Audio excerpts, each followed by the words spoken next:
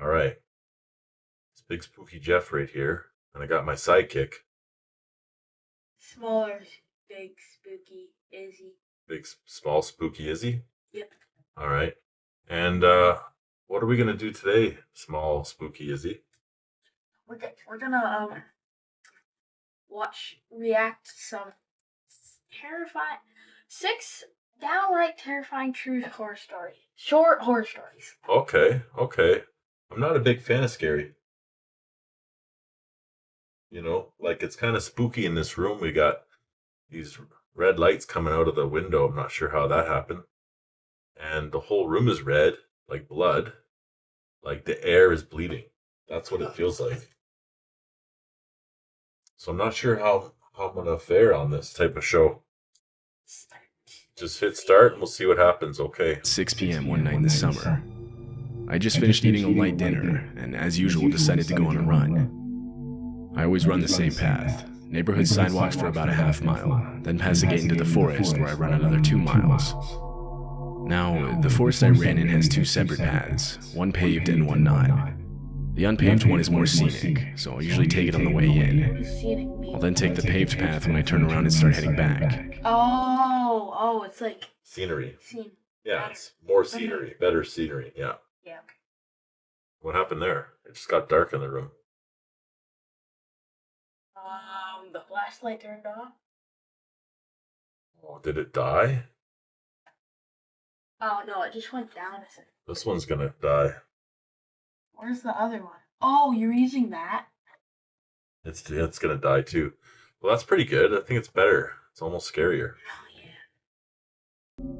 The paths into the forest are a bit hidden. I don't think many people know about them, so they're usually not that busy. It's actually kind of rare for me to see another person on my run. But of course, every once in a while, I'll meet some people walking their dog or something. But other than that, I'm pretty much alone. Well, at least I thought I was. I'd been running in the forest for a while now, when I heard a notification coming from my phone. It wasn't a text message, rather an airdrop notification. I could tell from the sound. I panicked, clearly. Wait, what's an airdrop notification? Oh my god, that is actually scary now I think about it. An airdrop is when you're near somebody, like when you're right near them, and you airdrop a picture to their phone. Or like a video. So somebody's near him. Yeah. And he got an airdrop. Yeah. Somebody airdropped him something. But he doesn't see anybody. Yeah, so they probably like took a picture of him now. Like, are they in the tree maybe? I mean, where else would they be? In the ground. Okay, let's carry on. This is spooking me out a bit. I've got like goose pimples Veins on my popping out arm. of your biceps? What? Goose pimples. I'm shivering a bit. Someone had to have been close to me to send this. I tried to play it off like I didn't hear it and kept running for a few seconds. I then stopped to change the music. In reality, I was pulling out my phone to look at the notification. I clicked on it, and my heart sank. It was a Snapchat picture of me mid-run with the caption, "Come back." Clearly, it was taken just seconds ago. I was wearing the same clothes in the picture and everything. From where the picture was taken, it looked like the person was hiding in the bushes. I put my phone back and started running as fast as I could. I was forced to take the long way out of the forest back to my neighborhood. As I was running, I started hearing rustling and footsteps behind me, but I didn't turn back knowing it would slow me down. I finally reached the edge of the forest. I began running through backyards to lose whoever was chasing me. It worked. The last thing I could hear be metal hitting metal, suggesting he or she had some sort of weapon. I still don't know who it was, as like I said, I never looked behind me. I don't even have the slightest clue what they looked like. I don't know what they wanted from me. I never ran in that forest again, and have since turned off my phone's airdrop completely.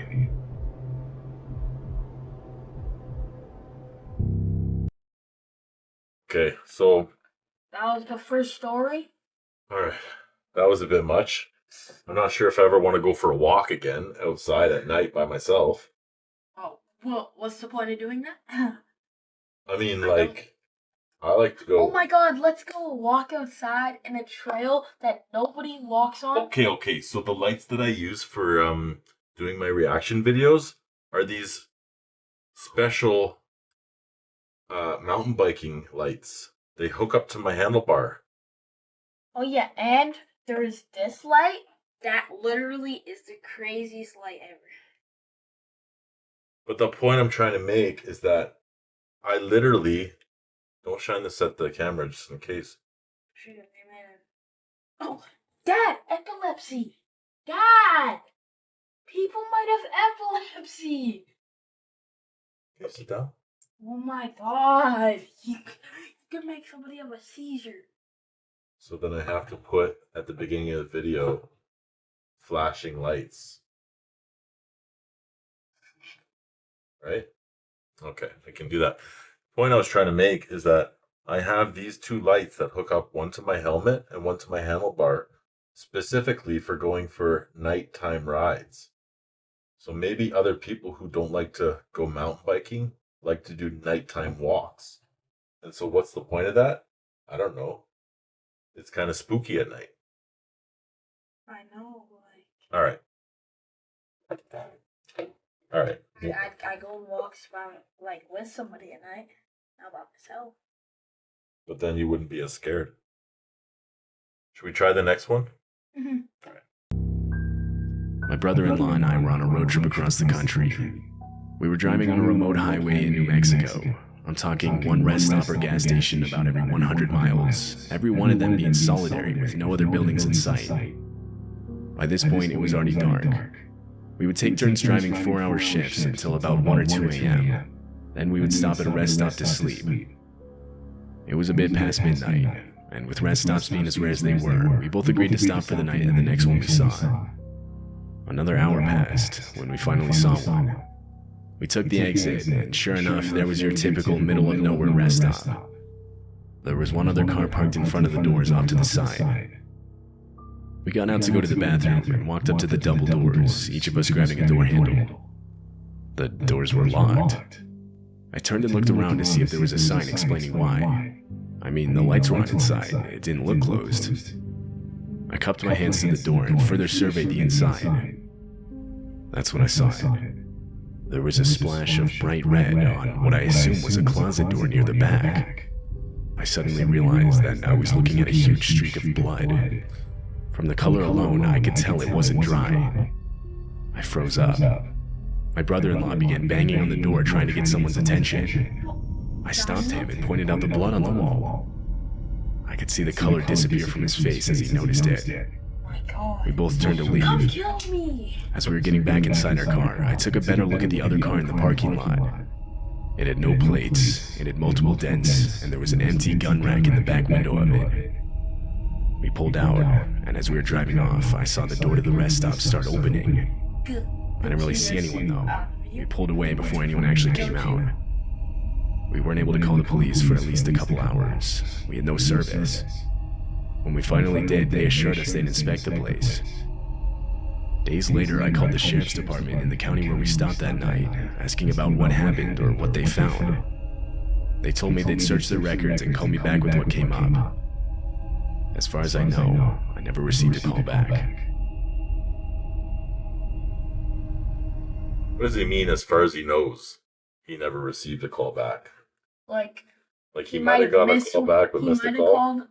Got a call back on me. Oh. But as far as he knows, he never got. How many stories are there? There is 6. This is the third. Oh my gosh. Only each one is like 13 minutes long. It's as long as that reaction video that we didn't sit through the whole thing of. Okay, let's see. And then down here you can see it says how long we've been going for. How have we been going for? No, we were just babbling for 5 minutes. Sorry, 6 minutes. We got 30-minute long videos. We'd be babbling for 25 minutes. And then just watching it at the... I don't really watch it. No, I just send it for other people to watch and they complain. Okay. That last one wasn't too scary, but it does make you wonder. I was home alone with my dog. It was around midnight, and I decided to let him outside one last time before going to bed. I opened the front door, and he went off running out into the night. I then closed and locked it while I went to go get ready for bed. This was pretty routine. After using the bathroom, he usually liked to walk around for a few minutes before coming back inside. As I was walking back downstairs, I could hear scratching on the door. This was how my dog would let me know he was ready to be let back inside, so I headed over to open the door. I don't know why, but ever since I was young, I've always had the habit of looking through the door's peephole before opening it. Like, it doesn't matter the situation, I can't open the door without knowing 100% who it is. I do this, and instead of seeing my dog, I see a man with his head down staring very intently at the door handle. I froze with my eyes still glued to the peephole. I then heard the scratching again, louder this time. It was the man. I could see his hands moving up and down against the door. He was pretending to be my dog to get me to open the door. I was worried for my dog's safety. I wanted to call the police, but I didn't think they would take me seriously. I tried taking a picture of the man with my phone, knowing I could at least make a report. But my camera couldn't take pictures through the peephole. It was too small. You couldn't make out anything behind the glass. All of a sudden, the man lifts up his shirt and pulls out a knife. He begins trying to pick the door's lock. This went on for maybe a minute, when my dog finally noticed him and started barking. Now, my dog isn't that big. He's actually pretty small, but he has a deep-sounding bark. That, mixed with the fact that it was dark, and the man likely couldn't see my dog, was enough to startle him into running off. My dog retook his place at the front door, to which I quickly opened it and let him back in. It's been a while since this happened, and I've since moved to a new house. I did end up filing a police report, but they weren't able to come up with any suspects. That was quick. That one was quick. I don't know, like... Each one is at least a minute. Ever since I changed that side glass next to the door to clear glass versus, like, privacy glass, like, we can see out at people at the front door, but now they can see in. What do you think about that? Does it ever spook you out? Not really. No? Your sister doesn't like it too much. Yeah. I'm currently living in my car after being put in a poor financial situation because of some circumstances that I won't mention. I'd just gotten off of a long shift at work and was extremely exhausted. I parked in some random Walmart parking lot and got into the back of my car. I reached over and put the keys in the ignition so that I could keep the heat on. I laid down and fell asleep right away, unfortunately forgetting to lock my doors. Now, I've always been a heavy sleeper. It takes a lot to get me up. I remember opening my eyes, my other senses slowly coming to me. It was still dark outside, and there was this slight humming sound. I instinctively looked out one of the windows. I could see trees quickly passing by. Someone was in the driver's seat and the car was moving. They were wearing a hood, so I couldn't see their face. I slowly reached over to the passenger side back door compartment where I kept a knife. I grabbed it and abruptly pointed it at the guy as I screamed at him. He must have seen the knife through the rearview mirror, as he didn't even look back at me before slamming on the brakes, opening the door and getting out. He ran in a straight line directly into the forest that was covering the road on both sides. I sat there trying to catch my breath. I had no idea where I was. The best description I can give is some sketchy road in a tightly compacted forest. I locked all the doors. I checked my phone. It was 3 a.m. I had no phone service, so I turned around and started driving back until I got some. I was 2 hours away from the parking lot I had fallen asleep in. I don't know who that guy was. I never saw his face. A part of me thinks he was simply trying to steal the car, not realizing I was sleeping in the back. But how could he not have seen me? I worry it was an attempted abduction. Okay. I gotta Dad, take a look at breather. the scary face I can make. Do you know how many times I've had a nap in my pickup truck? Just because I'm tired? Could you imagine someone tried to break in? But I'm always in the driver's seat. That'd be weird. I'd probably feel them on my lap. In my early 20s, I was using Tinder a lot. Sometimes I would go out with a girl and we wouldn't connect, or I'd just get stood up. I eventually matched with this one girl who was really close to me. It was like a couple miles or something. I knew this Meta profile must have been new, because I'd already been on the app for a while now, and it was getting to the point where it was starting to suggest people that were really far away. We talked for about a day, and decided to go out for dinner that evening. The plan was I would pick her up and we would go from there. I got in my car and set my GPS to the address she gave me. It was an apartment complex. When I got there, I texted her asking which apartment door was hers.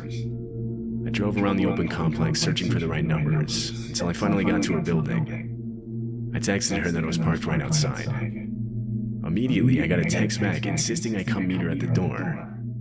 I found this kind of annoying because there was nowhere close to park. I had to go a bit further away to find a spot.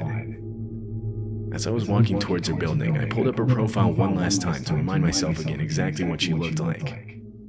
I scrolled through her pictures and noticed they were inconsistent. Like each picture was a similar looking but still different girl. I had no idea how I didn't notice this before. I gave her the benefit of the doubt and just assumed it was some of her friends or something. I walked to the door and was surprised to find it was unlocked and even slightly cracked open. I reached out my hand to knock, but before I did, I heard a voice from behind the door whisper, "Be quiet, he's coming up to the door." It was a male voice.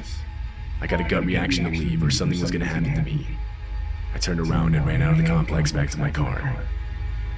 When I got home, I checked my phone and saw that I had 2 new notifications, both from the Tinder account. One said something like, "I saw you, where'd you go?" and the other said, "Come back." I ignored these messages, but before I went to bed, I got another text from the account. This one simply said, "We got your license plate number." I deleted the app right then and there. All right. That was a weird one. That was a scary one. Kind of makes you wonder. You know, I'm just trying to get a date, and next thing you know, you get more than you bargained for. Maybe just do it the old way, go to the library, meet somebody there. That's a safe bet.